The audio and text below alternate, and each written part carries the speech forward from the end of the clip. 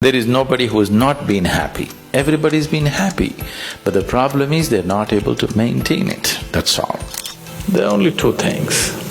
How joyful are you and how much joy do you give to people around you? Just do this for 2 days and see. You will become something truly fantastic within yourself.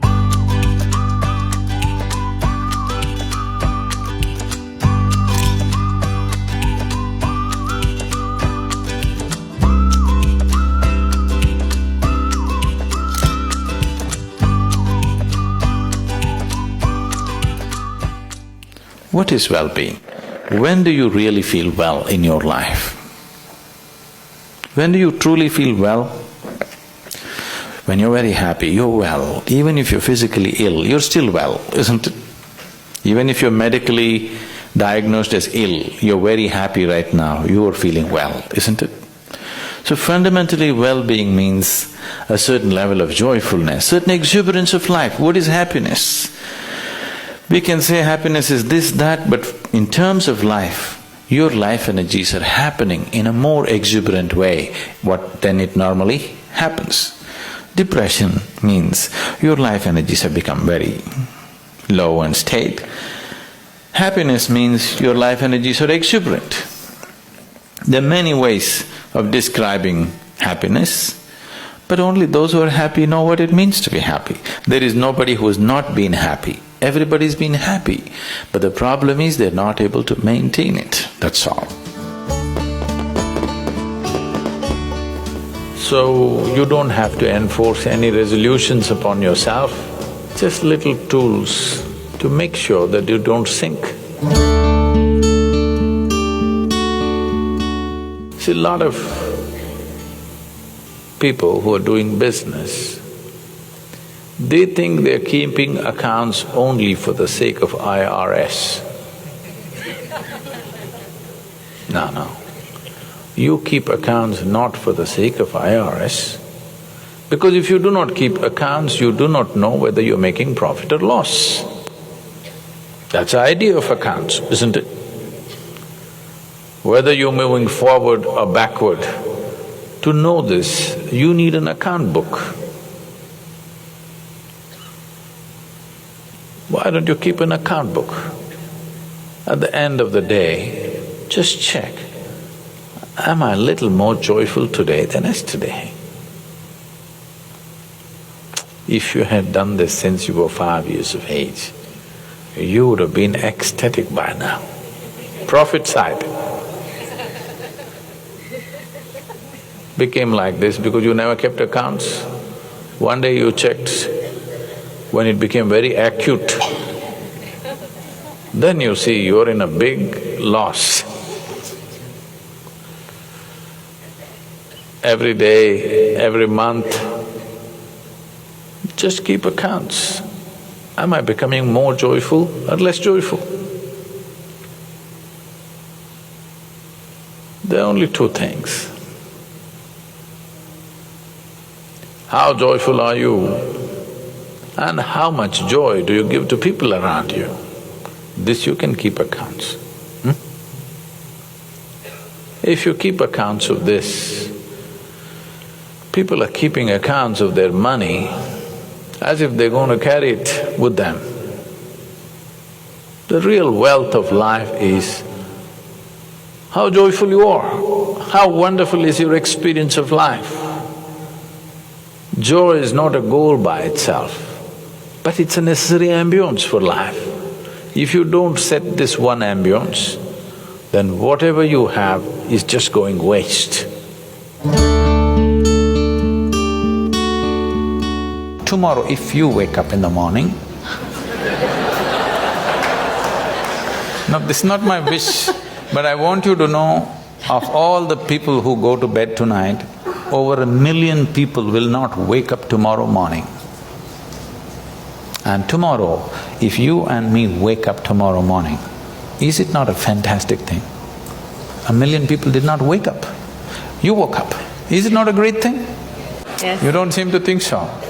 Yes. Because the problem is just this, you are living with an idea that you're immortal. When I say you're immortal, you're not actually thinking you're immortal, but you're not conscious of your mortality.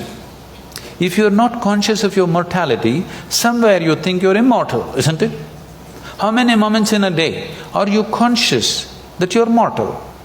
If you were conscious, would you have time to crib? Would you have time to fight with somebody? Would you have time to do some rubbish with your life? If you knew, if you are conscious that you are mortal, you would do nothing other than what is absolutely needed for you and everybody around you. Don't think this is a negative thing. Death is not a negative thing. It's the only thing which has added value to your life. If you're here forever, you would be unbearable. Yes. If you just become conscious of this one thing, that always you're conscious that I'm mortal. You don't have to think, I will die today, we don't intend, we want to live as far as possible. Just you know, one day I will die.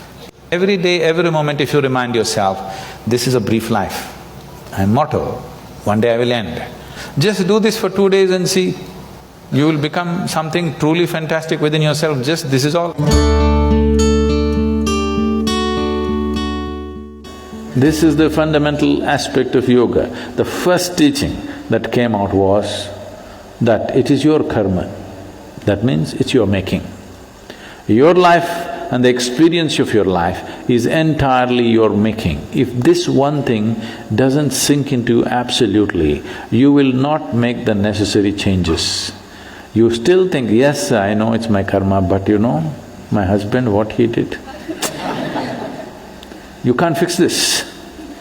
First you understand, this is my making, entirely my making. The moment you see it, you have the ability to change it. I see it, but you know what they did to me yesterday? Now you can't change it. It doesn't matter who did what. What is happening within you, your experience of your life is entirely your making. This is your karma. Karma means not something that drops upon you from somewhere. Karma means your action, it's your making, it's your doing. Before you go to bed, everything that's not you, keep it aside. They may be precious to you. You think about it, your house, is it you? Oh, my house. All right, you have lots of passion about it, but all right, keep it aside. Your husband, is it you? No, that's easy, he's not me.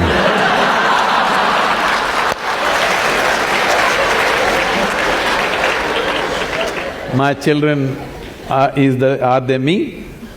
Oh, little difficulty, but no, they're not me. They're beginning to tell you, if they're 12, they already told you. So the clothes that you wear, is that you? No. The body that you wear, is that you? No. All these thoughts and emotion, is this you? No. Everything that's not you, keep it in one heap. Not physically, just do this mentally. Keep everything aside. Let me see. Every day you practice this, one day when you successfully keep everything aside that you are not, what you are will be there.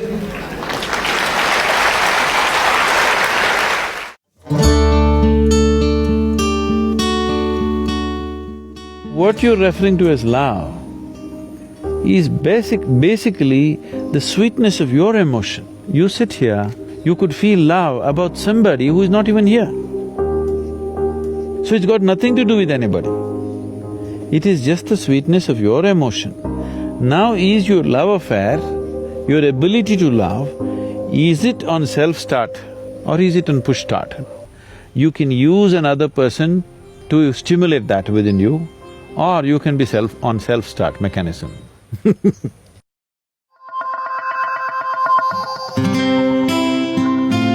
See, what is this need for love in a human being?